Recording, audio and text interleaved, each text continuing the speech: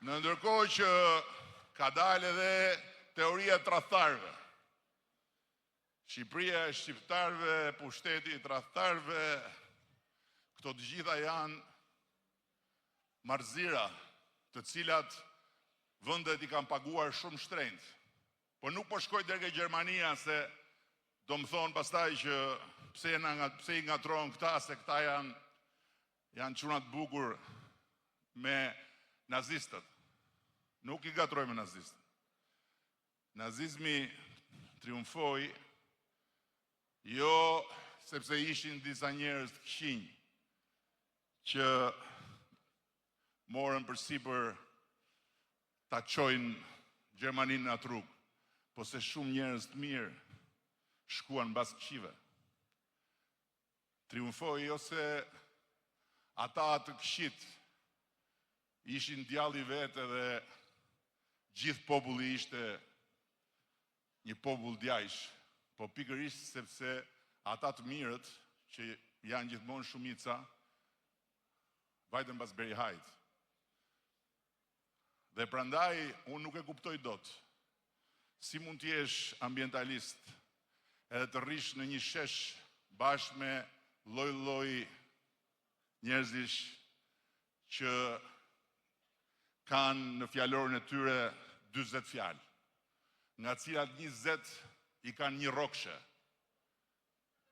Ik, të që, qërë, rëdë, dëdë, qarë ambientalizmi është kë? Qa ambientalizmi është kë? Kjo është ndotja më e madhe akustike që mund t'i bëhet një shoqërie. Dhe nga ana tjetër, ajo që është më e rëndësishmja dhe që janë faktet. Nëse unë dhe ju do ishim tradhtarët, atëre nuk do kishin pritur dot njerëzit 35 vjetë që ta merrnin vesh. Nëse unë dhe ju do ishim tradhtarët, atëhere nuk do kishin ardhur për të votuar për Partinë Socialiste 800 e kusur mijë njerëz, shqiptar nga Shqipëria dhe shqiptar nga diaspora.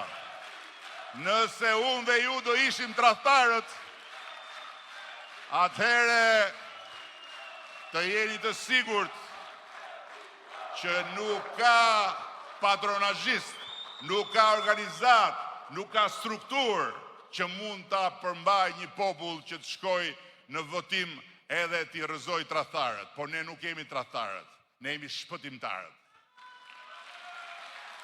Ne jemi shpëtimtarët e një vendi që kur ne morëm detyrën, ishte i zhytur në lum.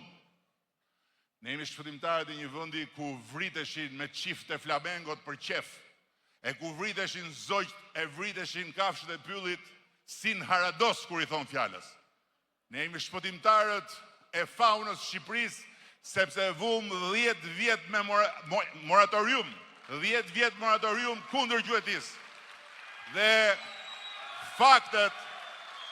faktet, jo fjalët,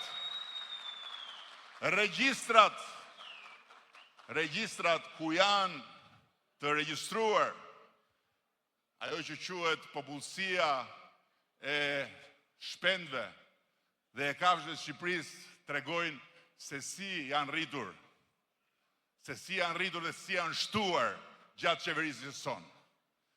Flamingot nuk vinin fare, nuk vinin, sepse ata janë zoj shtektar. Ata shkojnë nga një vend i qetë në një vend qetë, sepse i priste çiftja, i priste pushka, i prisnin horrat, të cilët kishin liri që të bënin masakër në çdo vend ku kishte shpend, e në çdo vend ku kishte